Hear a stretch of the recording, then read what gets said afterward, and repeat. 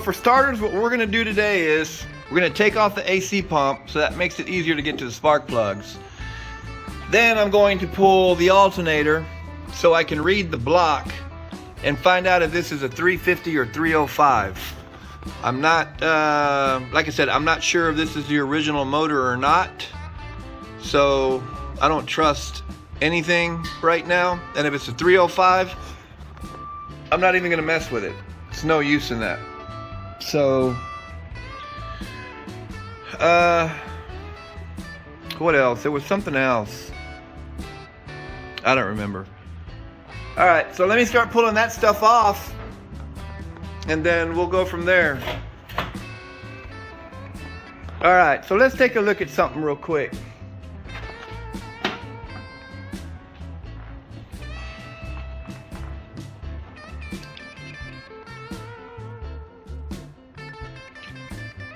It's 91,156 miles.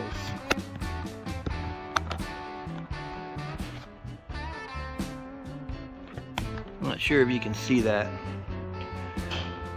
So I don't know if those are really the original miles. This block, you can tell, hasn't been opened. You can see that it does have orange around the intake manifold right there, but it's also got that rubber piece that goes in there, and if this motor was rebuilt or anybody ever went into it, they wouldn't take that off. I've never seen anybody reinstall that. So there's a possibility this is the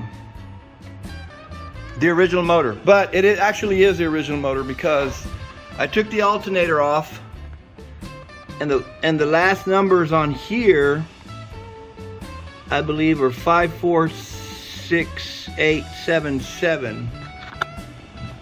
I don't know if you can see that.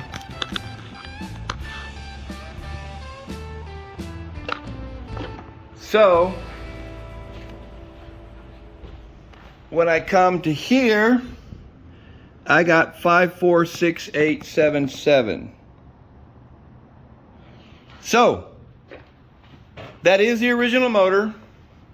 It is a Chevy 350, of course. I don't know why I said Chevy.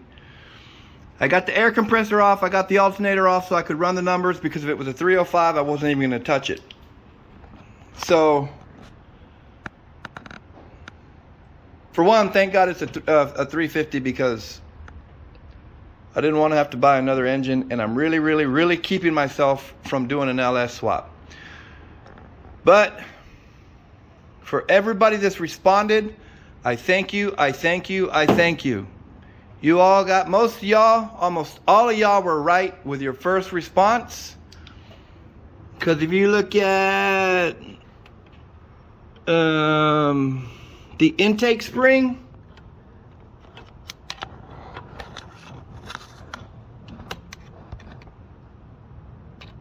look at that, broke in half.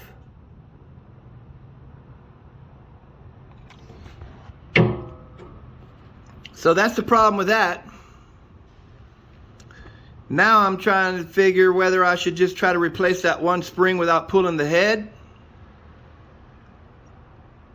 or if I should just pull everything out. What do you guys think? I really don't want to pull the head. I want to get this thing running.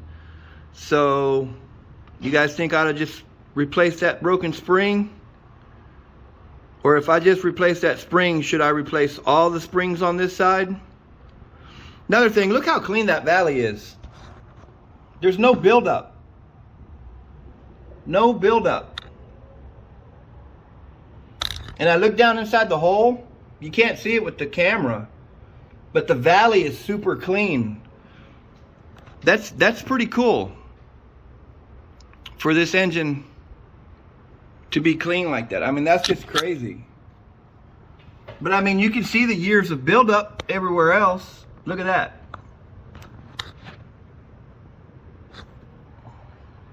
So there's a big possibility it could have just 91,000 miles on it. I don't know. But I do know that those are not the factory exhaust, because there's no smog stuff on it. But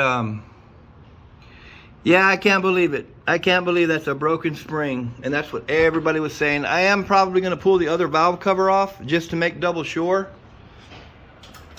that there's no issues over there. But once again, I want to thank all you guys. Y'all nailed it right on the spot. All right, so I am going to start figuring out what I'm going to do here. I'll give you guys a couple of days to respond and whether you guys think it should be all right just to change that one spring. I'm hoping that's all I have to do.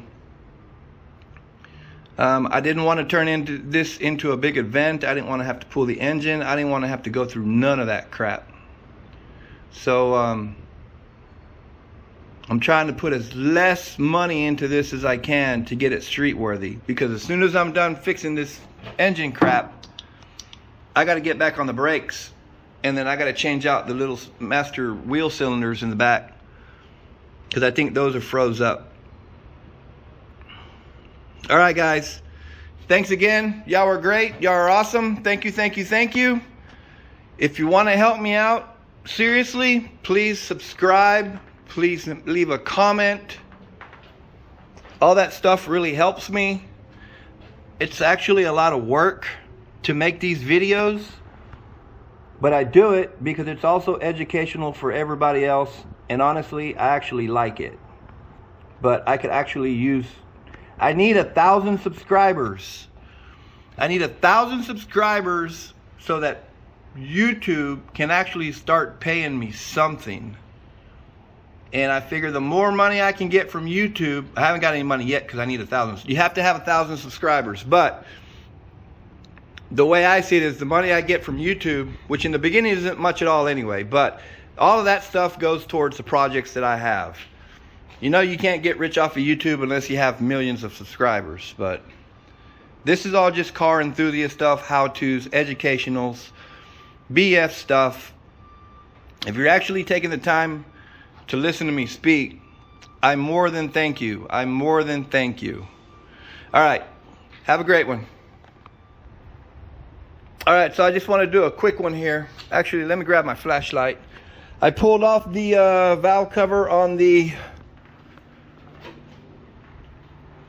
passenger side. And before I even start putting this back together, I'm going to change that spring and I'm going to do a compression test.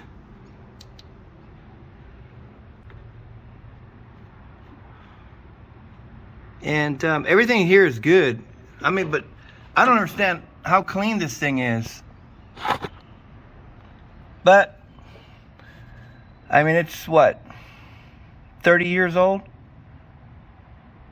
40 years old? Yeah, 40. I don't know. Anything could happen then. Oh, you can actually see the buildup right there on top. Right underneath the gasket. So who knows? It might have never been broken into. I'm just saying.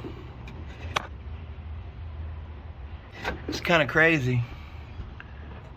But at least I'm feeling better about the whole ordeal now. All right, once again, I'm gone.